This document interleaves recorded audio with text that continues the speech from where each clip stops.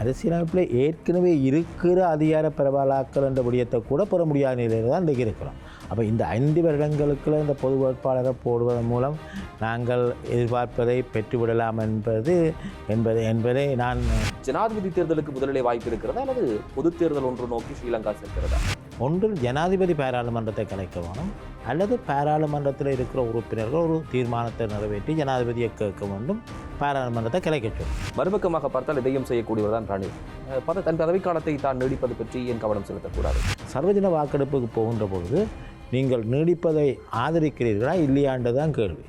அப்போ இல்லை என்று சொல்கின்றவர்கள் எல்லோரும் ஒரு பக்கமாக போகின்ற பொழுது இந்த பொது வேட்பாளர் என்கிற நிலைப்பாடு தொடர்பிலே உங்களுடைய அபிப்பிராயம் எப்படி இருக்கிறது? பொது வேட்பாளர் வேண்டுமென்று போவதாக இருந்தால் முதல்ல இந்த கட்சிகள் உண்டாகும். ஆனால் இன்றைக்கு இருக்கிற நிலையில் இப்போ யாழ்ப்பாணத்தை வடமாநிலத்தை பொறுத்தமட்டில் சரி, கிழக்கு மாநிலத்தை பொறுத்தமட்டில் சரி, எங்களை தமிழ் கட்சிகளை பொறுத்தமட்டில் சரி, கட்சிகளுக்கு இடையில் இது தவறாகத்தான் போகிறது. அப்படி என்ற சித்தாந்தங்களை நாங்கள் கற்பிக்க தொடங்கக்கூடாது என்றதிலே நீங்கள் என் மாறி கட்சிகளுக்கு இடையிலேயும் பிரச்சனை இருக்குது, கட்சிகளுக்குள்ளேயும் பிரச்சனை. அப்போ இவர்களெல்லாம் முதல்ல ஒரு நிலைப்படுத்தி ஒன்றாக வருகிற பொழுது தான் இந்த பொது வேட்பாளர் கணிசமான வாக்குகளை பெற முடியும். அவர் கணிசமான வாக்குகளை பெறாத நிலையில் அது ஒரு தோல்வியாக அமைந்துவிடும்.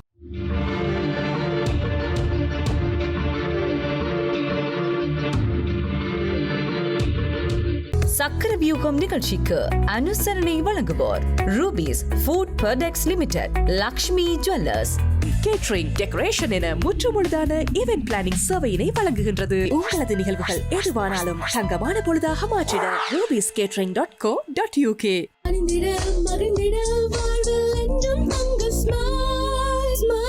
தங்கம் வாங்க ஈஸ்டர்ன் லக்ஷ்மி ஜுவல்லர்ஸ்.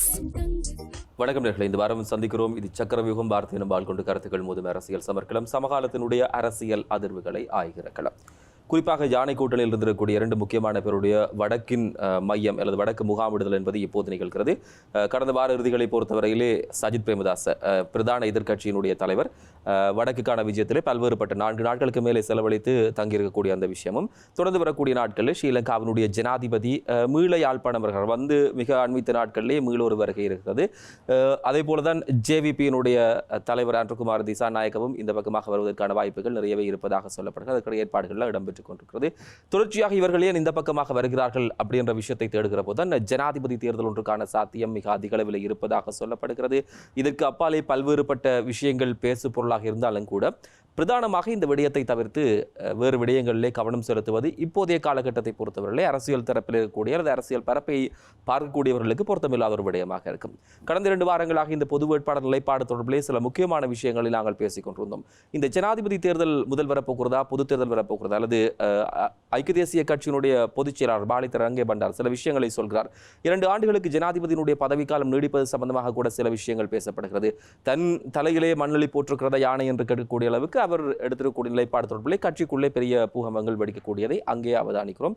இந்த விஷயங்கள் இருக்கட்டும், இது தொடர்பிலே தமிழ் மக்களுடைய நிலைப்பாடு, தமிழ் மக்கள் அணுகுமுறைகள், இந்த விடயங்களை பேசுவதற்காக கொழும்பு பல்கலைக்கழகத்தினுடைய சட்டபீடத்தினுடைய பேராசிரியர் திரு சர்வேஸ்வரன் அவர்களை அழைத்து வந்திருக்கிறோம். வணக்கம். வணக்கம்.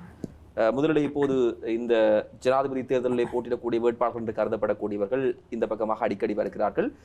அது ஒரு எதிர்பாராத ஒரு விஷயம். அதைவிட சஜித் சொல்கிறார் 13ஐ நான் முழுமையாக வழங்குவேன் என்ற சில விஷயங்களை கூட இந்த பக்கமாக வந்து நின்று சொல்கிறார்.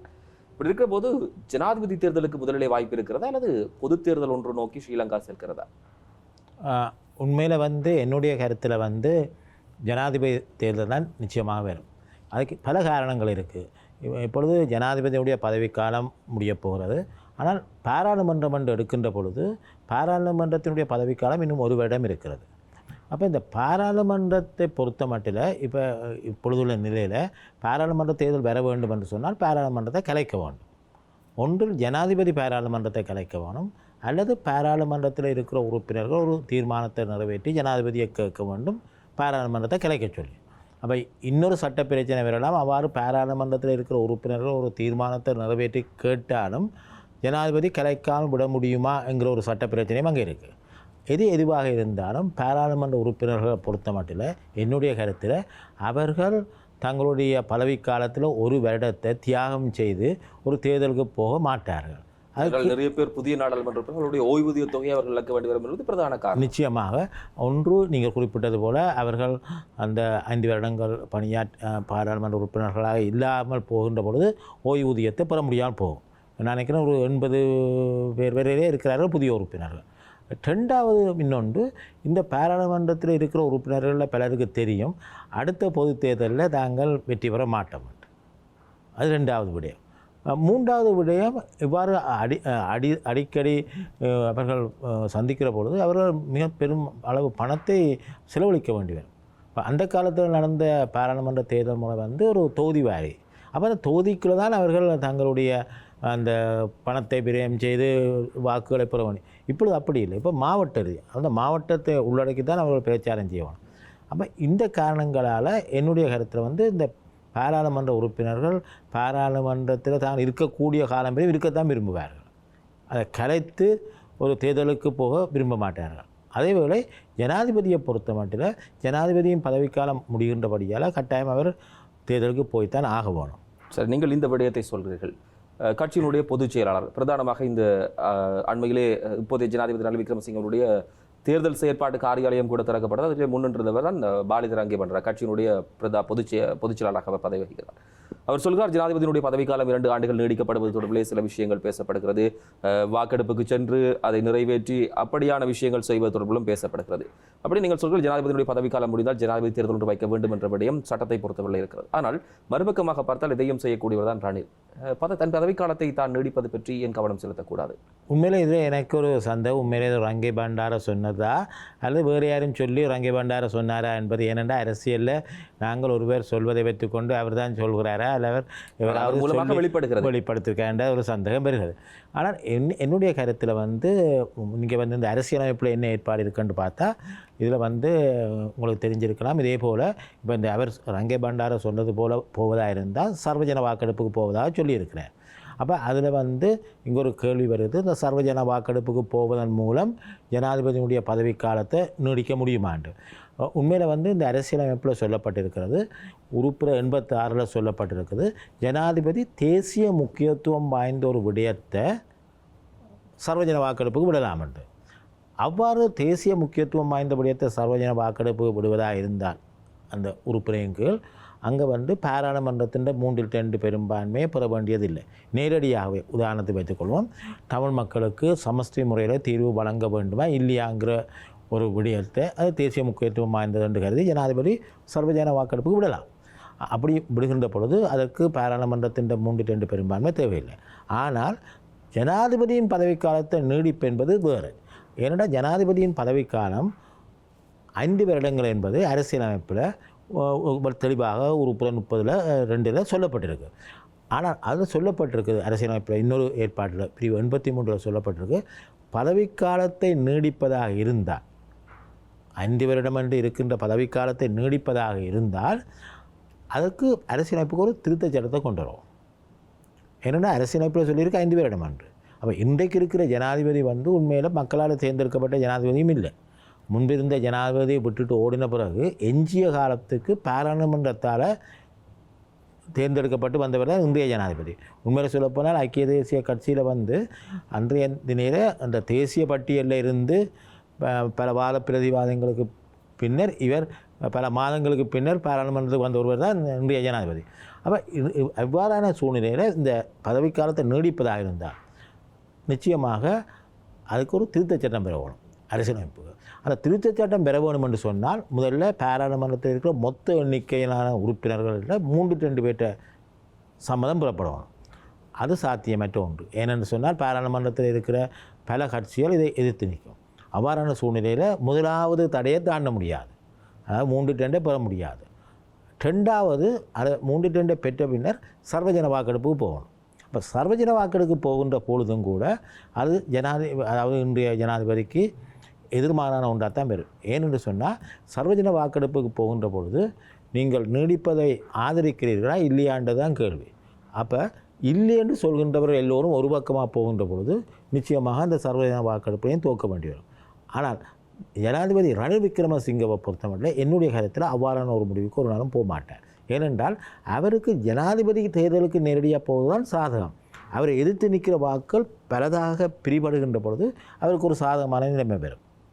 ஜனாதிபதி தேர்தலுக்கு போகின்ற பொழுது அங்கே பலர் போட்டி இடுகின்றபடியால் எல்லாருக்கும் அங்கே வாக்கள் பகிரப்படும், பிரிந்து செல்லும்.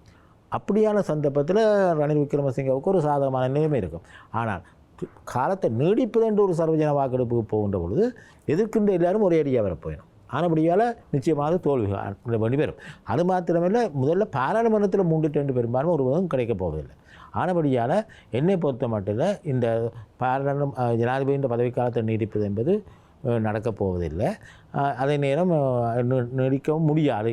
ஏனென்று சொன்னால் என்னுடைய கருத்தில் இவர் மக்களால் தேர்ந்தெடுக்கப்பட்டு வந்தவரும் இல்லை. இதே மாதிரி 1982 ஒரு முறை இப்படி நடந்தது. அதாவது அப்பொழுது ஜே.ஆர். ஜெயவர்தன பாராளுமன்றத்தில் மிக பெரும்பான்மையை கொண்டிருந்தார். அவர் இந்த பானை அல்லது விளக்கண்டு கொண்டு வந்து சர்வஜன வாக்கெடுப்புக்கு போய் என்ன செய்தார்னு சொன்னால் இந்த அரசியலமைப்புக்கு 4வது திருத்தம் ஒன்று கொண்டு வந்துச்சிடும். அதுவும் இந்த 3/2 பெரும்பான்மையில் நிறைவேற்றி சர்வஜன வாக்கெடுப்பு போய் 54% வாக்களை பெற்று பாராளுமன்றத்தின் பதவிக்காக இன்னும் ஒரு 6 வருடங்களுக்கு நீடித்தார்கள். அதை ஜே.ஆர். ஜெயவர்தன அப்போ செய்த பொழுது அது அரசியலமைப்புக்கு ஒரு திருத்தச் சட்டத்தை நான் சொன்னது போல் கொண்டு வந்தார். 3/2 பெரும்பான்மை பெறும் பாராளுமன்றத்தில் பிறகு சர்வஜன வாக்கெடுப்பிலையும் அது ஆதரவாக வாக்குகள் பெற வேண்டும். அப்போ அங்கே 54% வாக்குகள் வழங்கப்பட்டது. ஆனால் அந்த நிலைமை இன்று இல்லை. இன்று பாராளுமன்றத்தில் 3/2 பெரும்பான்மையை பெறவும் முடியாது.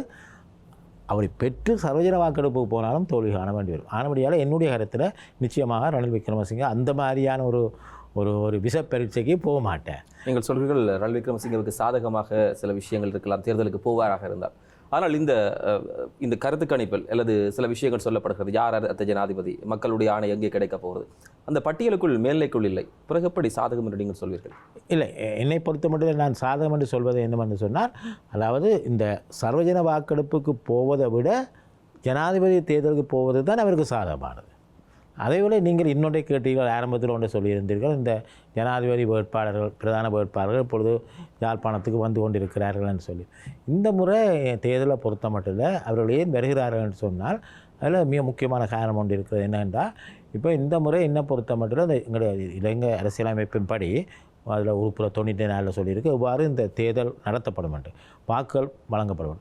அதன்படி என்ன நடக்கும் என்று சொன்னால், இந்த பொதுவாக எங்களுடைய ஜனாதிபதி தேர்தல் முறையின்படி போட்டி போடுகின்றவர்களை எவராவது ஒருவர் 50% மேலே வாக்களை பெறுகின்ற பொழுது அவர் வெற்றி பெற்றவராக ஆவார். 50% மேலே வெற்றி வெறும் பெறாமல் விட்டால் என்ன செய்வார்கள்னு சொன்னால், அதில் ஒரு 3-4 பேர் போட்டி போட்டவர்கள் வைப்போம்.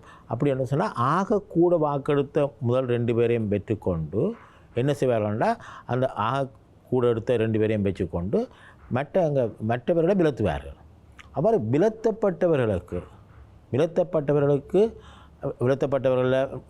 விலத்தப்பட்டவர்களில் முதல் வாக்கு அவர்கள் விலத்தப்பட்டவர்கள் போட்டுட்டு 2வது அல்லது 3வது வாக்கை இவருக்காவது போட்டிருந்தால் அந்த வாக்கு இவரோட சேர்த்து கூட்டப்படும். அப்போ இந்த முறை என்ன பொறுத்த மட்டும் அப்படியான ஒரு கணக்கெடுப்புக்கு போக வேண்டிய சூழ்நிலை வரும். ஏனென்றால் என்னுடைய கருத்தில் இந்த ஒருவரும் 50% மேலே வாக்குகள் பெற முடியாத சூழ்நிலையில் என்ன நடக்கும்னு சொன்னால், அந்த முதல் 2 பேரையும் எடுத்த பின்னர் முதல் 2 பேருக்கு வந்த வாக்குகளோட பின்பு அந்த மற்றவர்களுக்கு போட்டவர்கள் 2வது 3வது விருப்பி இவர்களுக்கு போட்டது அதை கூட்டி இதில் ஆகக்கூட எடுக்கிறவரை தான் தேர்ந்தெடுக்க வேண்டி வரும். அப்படியான ஒரு நிலைமை வரைக்க இன்றைக்கு முக்கியமாக இன்றைக்கு சிறுபான்மை மக்களுடைய வாக்களும் ஒரு செல்வாக்கு செலுத்தக்கூடிய ஒன்றாக இருக்கும். சரி, இப்போது அதிகமாக இந்த பொது வேட்பாளர் என்கிற ஒரு நிலைப்பாடு பேசப்படுகிறது. அதில் அதிகமாக தமிழ் மக்கள், வடக்கில் இந்த குரல் கணிசமாக ஓங்கி ஒலிக்கிறது. நீங்கள் கூட ஒரு நிகழ்வில் யாழ்ப்பாணத்தில் பங்கு பெற்றினீர்கள். அதை தாண்டி சிவில் சமூகங்கள், அரசியல் ஆய்வாளர்கள், அதைவிட சமூகத்தில் மிக முக்கியமான மட்டங்கள் இருக்கக்கூடியவர்கள் இந்த கருத்துருவாக்கத்தை செய்து கட்சிகளோடும் தனிநபர்களோடும் அமைப்புகளோடும் பேசிக் கொண்டிருக்கிறார்கள். அந்த நிலைப்பாடு தொடர்பிலே அவர்களுடைய நகர்வு என்பது இருக்கிறது. நீங்கள் சொல்வதைப் போல இந்த 2வது 3வது வாக்குகள் அது கூட்டப்படும், அந்த விடயம் எல்லாம் சொல்லப்படுகிறது. ஆனால் இவர்கள் இந்த கடந்த 2 நிகழ்ச்சியில் பங்கு பெற்றக்கூடிய அதிகள் சொன்னார்கள், நாங்கள் அப்படியோட விஷயத்தை நாங்கள் கோஷமாக சொல்ல போவதில்லை, பொது வேட்பாளர் என்று ஒருவருக்கு மாத்திரம்தான் வாக்கு, 2வது 3வது வாக்குகள் இல்லை என்ற விடயத்தை அவர்கள் சொன்னார்கள். அது இருக்கிற போது ஒரு சிரேஷ்ட பேராசிரியராக நீங்கள் இந்த துறையில் நீண்ட காலம் அனுபவத்தோடு இருக்கிறீர்கள். தமிழ் மக்களை பொறுத்தவரையிலே ஒரு பொது வேட்பாளர் நிலைப்பாடு என்பது தேவை என்பதை அவர்கள் தரப்பு சொல்கிறது. ஏறக்குறைய மிக நீண்ட காலமாக ஏமாற்றப்பட்டு வந்திருக்கிறோம், சிங்கள பேரினவாதி ஒருவருக்கு வாக்களித்துக் கொண்டிருக்கிறோம். ஆகவே நாங்கள் ஒற்றுமையை வெளிப்படுத்துவதற்கு ஒரு சந்தர்ப்பம் தேவை என்கிற விடயத்தை அவர்கள் மிக ஆணித்தரமாக வலியுறுத்தி சில நகர்வுகளை முன்னெடுக்கிறார்கள். இன்னும் ஒரு கட்சி தன் புறக்கணிப்பை சொல்கிறது, இன்னும் சில பேருடைய நிலைப்பாடுகள் பொது வழியிலே சொல்லப்படவில்லை. இந்த பொது வேட்பாளர் என்கிற நிலைப்பாடு தொடர்பிலே உங்களுடைய அபிப்பிராயம் எப்படி இருக்கிறது? என்னை பொறுத்த மட்டும் நான் ஆரம்பத்திலேயே இதை எதிர்த்த ஒரு ஆள், இது வேண்டாம் என்று சொன்னால் ஒரு ஆள். இதுக்கு என்ன ஒற்றுமைப்படுவதை நீங்கள் விரும்பவில்லை? ஒற்றுமைப்படுவார்களாக இருந்தால் முதலாவதாக அதை ஆதரிப்பவர் நான். ஆனால் இவர்கள் முதல்ல ஒற்றுமைப்பட்ட பின்பு பொது வேட்பாளருக்கு பெற வேண்டும். இன்றைக்கு உள்ள நிலையில் இந்த ஜனாதிபதி தேர்தல் வரைக்க இதை வந்து ரெண்டு விடயம் வருது. இப்போ ரெண்டு விடயம் என்றைக்கு ஒன்று இந்த பொது வேட்பாளர் எங்களுடைய சமஷ்டி அல்லது சுயநிர்ணய உரிமை இவைகளை முன்வைக்க போகின்றாரா என்ற பிரச்சனை வருது. நிச்சயமாக அவைகளை பொறுத்த மட்டும் எங்களுடைய தமிழ் சமுதாயம் மீண்டும் அதற்குரிய ஆணைகளை வழங்கி அது நிலைநாட்டப்பட்ட ஒன்று. தமிழ் மக்கள் எதிர்பார்ப்பது சுயநிர்ணய உரிமையோட கூடிய சமஷ்டி என்பது. ஆனபடியால் அதை மீள நாங்கள் வலியுறுத்த போக வேண்டிய தேவை இல்லை. எனக்கு இருக்கக்கூடிய முக்கியமான என்ன காரணத்துக்காக நான் இதை ஆதரிக்கவில்லை என்று சொன்னால், முக்கியமாக இந்த பொது வேட்பாளரை நாங்கள் கொண்டு வருவதாக இருந்தால் கணிசமான வாக்குகளை அந்த பொது வேட்பாளர் பெற வேண்டும். அவ்வாறு பெற முடியாத நிலையில் இப்போ ஜனாதிபதி தேர்தல் என்று வருகின்ற பொழுது அங்கே வந்து பலவாறாக இந்த வாக்குகள் சிதறடிக்கப்படும். அதாவது என்னை பொறுத்த மட்டும் அந்த வாக்காளர்களை பொறுத்த மட்டும் எங்களுடைய பிரதேசத்துங்களை எடுத்து பார்க்கின்ற பொழுது நாங்கள் தனியாக வடமாகாணம் மாத்திரம் பார்க்கிறாது. நிச்சயமாக கிழக்கு மாகாணத்தில் உள்ள தமிழ் மக்களிடமிருந்தும் கணிசமான வாக்குகள் பெற வேண்டும். இப்போ கிழக்கு மாகாணம் என்று வரைக்க முக்கியமான அரசியல்வாதிகளில் பெரும்பாலானவர்கள் இந்த பொது வேட்பாளர் நிலைப்பாட்டுக்கு ஆதரவான நிலையில் இல்லை. அதாவது இன்றைக்கு முக்கியமாக பாராளுமன்றத்துக்கு சென்ற அரசியல்வாதிகள் என்று சொல்லப்படுவது இல்லை. அப்போ இந்த இடத்துல வந்து கிழக்கில் இருந்து நாங்கள் எவ்வளவு சதவீத வாக்களை பெறுவோம் என்றது ஒரு பெரிய கேள்விக்குறி. வட மாகாணத்தை பொறுத்த மட்டும் கூட இன்றைக்கு பல்வேறு நிலைப்பாடு. ஒரு கட்சி சொல்கிறது தேர்தலை நாங்கள் பகிஷ்கரிப்போம் என்று பகிஷ்கரிப்போம் என்று சொல்கிற ஒரு கட்சி இருக்கிறது. இன்னொரு கட்சி சொல்கிறது, இன்னும் சிலர் சொல்கிறார்கள் பொது வேட்பாளரை கொண்டு வருவோம் என்று அவர்களை ஆதரிக்கிறோம் என்று சொல்கிறார்கள். வேறு சில கட்சிகள் இருக்கிறது, அரசாங்கத்தோடு சேர்ந்து நிற்கிற கட்சிகள் இருக்கின்றன. இதை விட 4வது கட்சியாக தமிழ் தேசிய கட்சியிலேயே ஒரு கட்சி இருக்குது. இந்த 3 நிலைப்பாட்டுக்கையும் பெறாத கட்சி.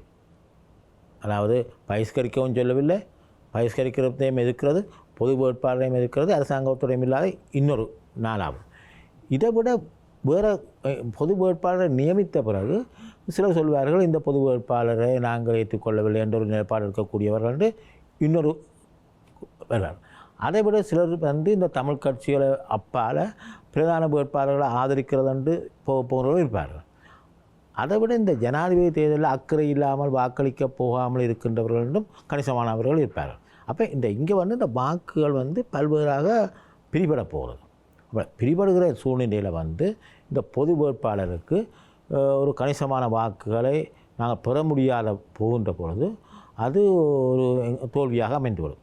ஆனபடியால் தான் அப்படி பொது வேட்பாளர் வேண்டுமென்று போவதாக இருந்தால் முதல்ல இந்த கட்சிகள் ஒன்றாகும். ஆனால் இன்றைக்கு இருக்கிற நிலையில் இப்போ யாழ்ப்பாணத்தை வடமாகாணத்தை பொறுத்த மட்டும் சரி, கிழக்கு மாகாணத்தை பொறுத்த மட்டும் சரி, எங்களை தமிழ் கட்சிகளை பொறுத்த மட்டும் சரி, கட்சிகளுக்கு இடையில் இன்றைக்கு முரண்பாடு, கட்சிகளுக்கு உள்ளேயும் இன்றைக்கு முரண்பாடு.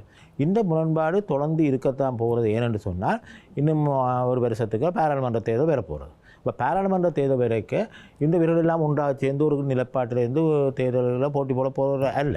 அது மாத்திரமில்லை, இந்த இலங்கை பாராளுமன்ற தேர்தல் முறையில் இருக்கக்கூடிய பிரச்சனை என்னவென்று சொன்னால் கட்சிகளுக்கு இடையிலே இருக்கிறத விட கட்சிகளுக்கு உள்ளே தான் போட்டி அதிகமாகுது. ஆக இந்த கட்சிகளுக்கு இடையிலேயும் பிரச்சனை இருக்குது, கட்சிகளுக்கு உள்ளேயும் பிரச்சனை இருக்குது. அப்போ இவர்களெல்லாம் முதல்ல ஒரு நிலைப்படுத்தி ஒன்றாக வருகிற பொழுது தான் இந்த பொது வேட்பாளர் கணிசமான வாக்குகளை பெற முடியும். அவர் கணிசமான வாக்குகளை பெறாத நிலையில் அது ஒரு தோல்வியாக அமைந்துவிடும். 2வது கேள்வி வருகிறது என்னென்னு சொன்னால், நாங்கள் இந்த இப்பொழுது 2024ஆம் ஆண்டில் ஒரு பொது வேட்பாளரை போடுகிறோம் என்று வச்சுக்கொள்வோம். இன்னும் ஒரு 5 வருடத்தில் திரும்பவும் ஒரு தேர்தல் வரும் 2029.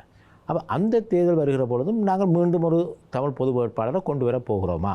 இல்லை, இவர்கள் அந்த பேரம் பேசுகிற வாய்ப்பை அல்லது இந்த விஷயங்களை பயன்படுத்தி ஏதோ ஒரு தீர்வு திட்டம் நோக்கி நகர்வதற்காகத்தான் இந்த விஷயங்களை செய்கிறோம் என்ற விடயத்தை சொல்கிறார்.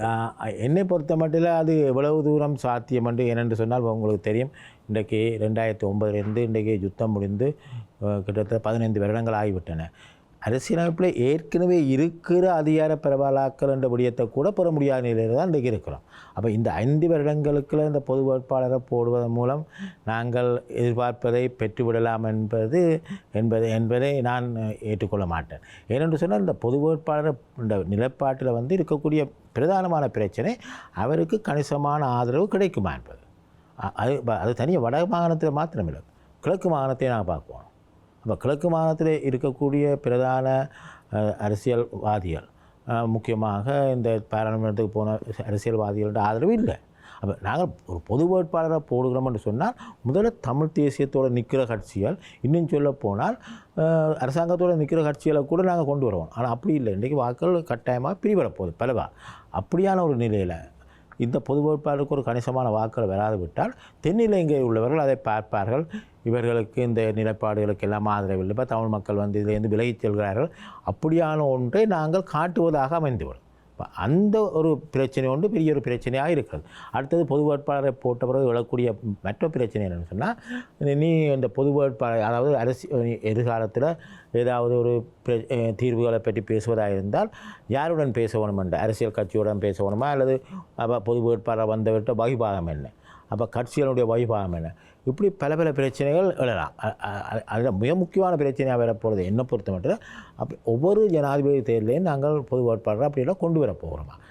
ஒவ்வொரு தேர்தல்களுக்கும் வேட்பாளர்கள் நிறுத்துவதை போல இந்த இடத்துல தங்களுடைய நிலைப்பாட்டை வெளிப்படுத்துவதற்கு மக்கள் அதை நிறுத்துவதிலே என்ன தப்பு இருக்குது? அவர் நிறுத்துகிற பொழுது உதாரணமாக 2024 நிறுத்தின பின்னர் ஒரு கணிசமான வாக்குகளை பெறுவாரா என்பது என்னுடைய மிகப்பெரிய சந்தேகம். ஏனென்று சொன்னால் நான் ஏற்கனவே குறிப்பிட்டது போல் இப்போ சில விடயங்களில் நான் சொல்லலாம், இந்த சர்வஜன வாக்கெடுப்புன்னு சொல்வார்கள். சர்வஜன வாக்கெடுப்பு உதாரணத்தை வச்சுக்கொள்வோம், தமிழ் மக்களுக்கு சமஷ்டி முறையில் தீர்வு வேண்டுமா இல்லையான்ற ஒரு சர்வஜன வாக்கெடுப்பு தமிழ் மக்கள் மத்தியில் வைக்க போனால் ஒரு மிக அதிக எண்ணிக்கையானவர் வேண்டும் என்று வாக்களிப்பார்கள். என்னுடைய கருத்தில் வந்து அரசாங்கத்தோடு நிற்கிற தமிழ் கட்சிகளில் இருக்கிறவர்கள் கூட தமிழ் மக்களுக்கு சமஸ்தி வேண்டும் என்பதில் வாக்களிக்கும். ஏன்னா அங்கே ஆம் இல்லை என்ற நிலையில் தான் அங்கே வாக்களிக்கிறார்கள் சர்வஜனம். ஆனால் ஜனாதிபதி தேர்தல் என்று பெறுகின்ற பொழுது நான் ஏற்கனவே குறிப்பிட்டது போல் பல்வேறு வழிகளில் என்னை பொறுத்தவரை 7-8 வகையில் அதை வாக்களிக்க போகாமல் இருக்கின்றவர்கள் இருப்பார்கள். ராமர் ஆண்டாள் என்ன, ராவணர் ஆண்டாள் என்ன என்ற நிலைப்பாட்டில் இருப்பார்கள். மற்றது இந்த போன முறை கூட மிக இந்த போன தேர்தலில் கணிசமான அளவு வாக்குகள் வீணடிக்கப்பட்ட வாக்குகள், அதாவது பிள்ளையாக வாக்கு போடப்பட. அப்போ இப்போ இங்கே இருக்கக்கூடிய பிரச்சனைனா மொத்த வாக்காளர்கள், வடக்கு கிழக்கில் இருக்கிற மொத்த வாக்காளர்களை எவ்வளவு சதவீத வாக்குகளை இந்த பொது வேட்பாளர் பெற்றார் என்கிற ஒரு பெற முடியும் என்கிற ஒரு பெரிய ஒரு கேள்வி இருக்கிறது. இப்போதான் அந்த முயற்சி ஆரம்பிக்கப்பட்டிருக்கிறது. எதற்கெடுத்தாலும் ஆரம்பத்திலே ஒரு மறையான சிந்தனை, அல்லது இது பிள்ளையாக போகிறது, இது தவறாகத்தான் போகிறது, அப்படி என்ற சித்தாந்தங்களை நாங்கள் கற்பிக்க தொடங்கக்கூடாது என்றதிலே வந்து நீங்கள் ஏன் மாறி இருக்கிறீர்கள்? நான் மாறவில்லை. நான் ஏன் இதை சொல்கிறேன்னு சொன்னால், அப்படி நாங்கள் முடிவுக்கு போவதால் முதல்ல செய்ய வேண்டியது தமிழ் கட்சியில் கொண்டு வரோம். தமிழ் மக்களை ஒரு கட்சியில் கொண்டு வந்து அவர்களை ஒரு பொது நிலைப்பாட்டுக்கு கொண்டு வந்த பிறகு தான் இதுக்கு போகணும். ஆனால் கணிசமானவர்கள் ஒன்றாக நிற்பது போல ஒரு தோற்றம் காண்பிக்கப்படுகிறது. முக்கியமாக என்னை பொறுத்தவரை அரசாங்கத்தோடு நிற்கிற கட்சிகள் நிச்சயமாக எதிர்த்து நிற்கின்றன. மற்றது கட்சிகளுக்கு இடையில் கூட வேறுபாடு இருக்கிறது. கட்சிகளுக்குள்ளேயும் வந்து ஒரு ஒற்றுமை இருப்பதாக இல்லை. முக்கியமாக கிழக்கு மாகாணத்தில், இப்போ கிழக்கு மாகாணத்தில் இருக்கிற பிரதான அரசியல்வாதிகளை பொறுத்த மட்டும் அதில் எத்தனை பேர் இதுக்கு பொது வேட்பாளருக்கு ஆதரவு என்ற கேள்வி வருகிறது. அப்படி என்று சொல்லிக்க நாங்கள் தனியாக வட மாகாணத்தை மாத்திரம் வச்சுக்கொண்டு பொது வேட்பாளருக்கு கிடைச்ச வாக்களை வச்சு காட்ட முடியாது. இப்போ கிழக்கு மாகாணமும் இப்போ என்னை பொறுத்தவரை நாங்கள் கூட கவனம் செலுத்த வேண்டிய மாகாணம் கிழக்கு மாகாணம். ஆனால் கிழக்கு மாகாணத்தில் இருக்கிற இன்றைக்கு பாராளுமன்ற உறுப்பினராக இருக்கக்கூடியவர்கள், எல்லாம் முன்னணி அரசியல்வாதிகளாக இருக்க போகின்றவர்கள் அவருடைய ஆதரவு இல்லாத போது நாங்கள் எப்படி கிழக்கு மாகாணத்தில் கணிசமான வாக்குகளை பெற முடியும்? அப்படி என்றால் ஜனாதிபதி தேர்தலிலே பொது வேட்பாளர், தமிழ் பொது வேட்பாளர் என்ற விடயம் வலிதற்ற ஒன்றுதான் என்பது உங்களுடைய பார்வையில் இருக்கிறது.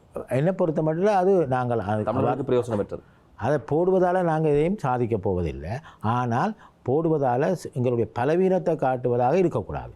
அது வந்து மிகவும் ஆபத்தானது. ஏனென்று சொன்னால் எங்களுடைய பலவீனத்தை நாங்கள் காட்டுகிற பொழுது தென்னிலங்கையில் அதை வேறு விதமாக பொருள் விளக்கம் செய்வார்கள்.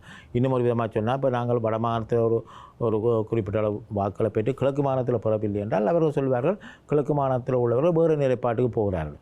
அப்படி நாங்கள் போவதாக இருந்தால் உண்மையில பொது வேட்பாளர் என்ற கருத்தியல் ரீதியாக ஒரு நல்ல ஒரு விடயமாக இருக்கலாம். ஆனால் இப்போ நடைமுறை என்று வரைக்க இதில் உதாரணமாக இன்றைக்கு அரசாங்கத்துக்கு சார்பான கட்சிகள், தமிழ் கட்சிகளுடைய செல்வாக்கை நாங்கள் குறைச்சி மதிப்பிட முடியாது.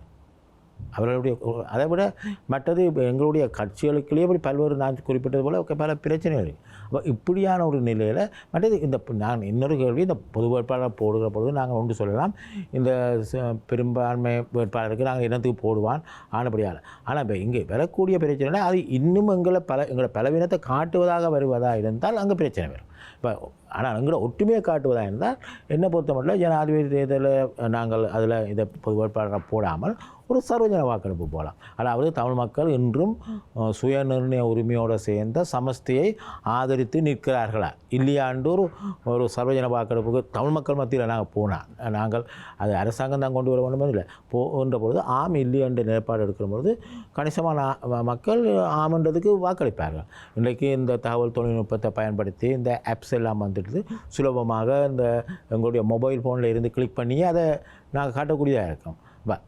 அப்படியான நிலைமையில் இருக்கிற பொழுது அது அங்கீகரிக்கப்பட்ட ஒன்றாக பார்க்கப்படாதானே? அங்கீகரிக்கப்பட்ட ஒன்றாக பார்க்கப்பட மாட்டோம். அது நிச்சயமாக என்னென்னு சொன்னால் அது நாங்கள் தான் எங்களுக்கு நடந்தது. ஆனால் எங்களோட நிலைப்பாட்டை காட்டுவதாக இருக்கலாம். இப்போ சர்வதேச சமூகத்துக்கு இன்னும் தமிழ் மக்கள் இந்த நிலைப்பாட்டில் இருக்கிறார்கள் என்பதை காட்டுவதாக இருக்கலாம்.